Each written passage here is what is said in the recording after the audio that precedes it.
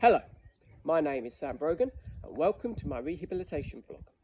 Injuries are extremely common in sport and often unavoidable. This is perfectly demonstrated by one of my recent clients, where a fall from a bike led to the complete separation of his rotator cuff muscles and a shoulder dislocation. In today's video, I am going to demonstrate the exercises I prescribe in the strength stage of his recovery, offering key performance tips and outlining the mistakes that athletes tend to make. I hope you find this helpful. The first exercise is called an external shoulder rotation. It is an isometric exercise involving static contractions. This means the shoulder joint maintains a stationary position throughout the repetition, which targets both the rotator cuff and the scapular stabilizers. This exercise was prescribed at the start of my client's recovery program, as it activates the shoulder to avoid further atrophy without applying a heavy load, which would cause additional damage. As you can see from the demonstration, you need to be positioned in close proximity and parallel to a wall. Your elbow should be held in a flexed state of 90 degrees and positioned next to the hip. A continuous force is then applied to the wall through the wrist. Hold should last approximately 10 seconds and repeat in sets of 5, twice per day. This exercise serves to restabilize the joint to allow for more progressive exercises to be undertaken. The most common mistake seen during external shoulder rotations involves the elbow position. Too much extension compromises the exercise effect, transitioning the load away from the shoulder and to the elbow. A progressive action simply involves increasing the length of the hold until fatigue is induced. However, a regressive action is more complex. By removing the wall from the equation, resistance should instead be applied by the opposing hand. This will allow the resistance to be regulated by the athlete to meet their individual needs. The mid-stage of my client's recovery included wall press-ups. This is a calisthenic exercise involving isotonic contractions to invoke muscle hypertrophy. Wall push-ups are less demanding than the classic alternative, opting for a standing posture over a plank position. This aims to reduce the load placed on the shoulder, which is important in the mid-stage of recovery, as the joint may still be weak and vulnerable.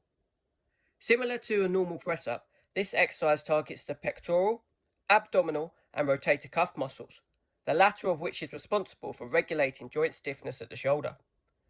With insufficient joint stiffness, the likelihood of re-injury rises.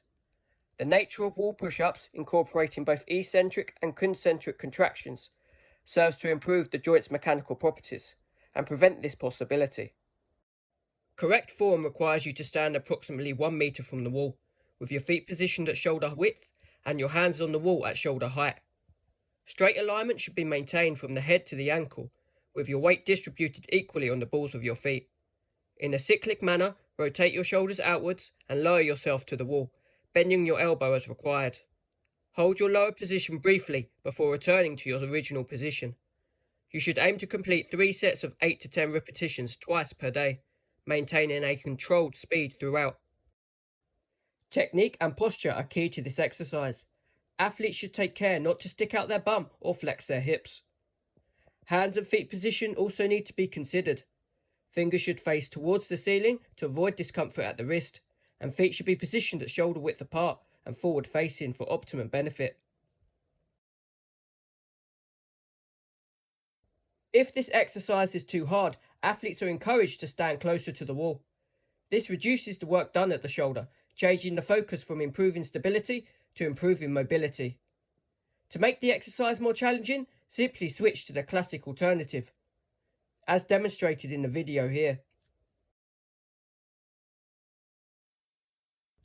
The seated shoulder press is a compound, heavy resistance exercise.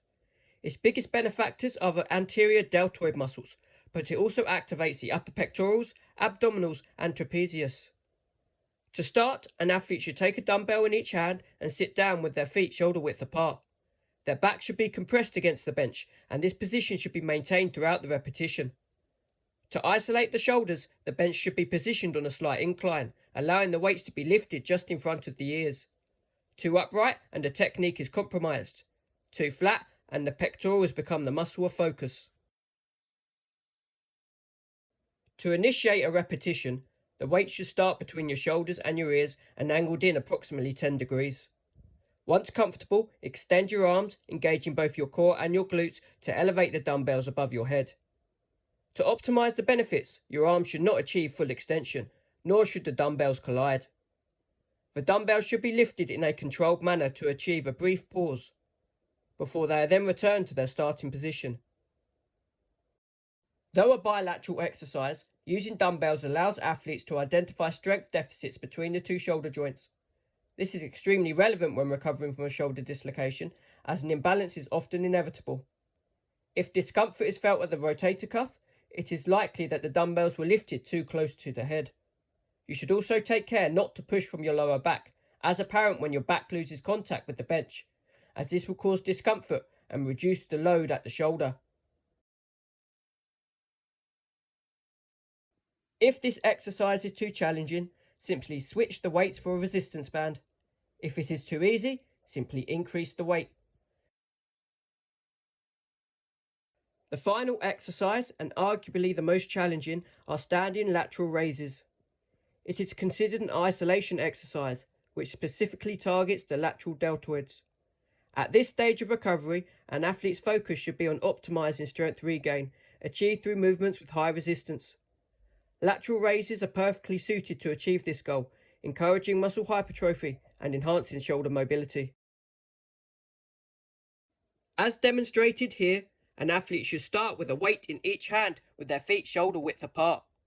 Your hips and your elbows should be slightly flexed with your palms facing forward. When comfortable, raise your arms out to the side until they are parallel with the floor. Take care to activate your back and your core when doing this to ensure a smooth motion. Once raised, hold this position briefly to incorporate an isometric contraction before lowering the dumbbells back to your side.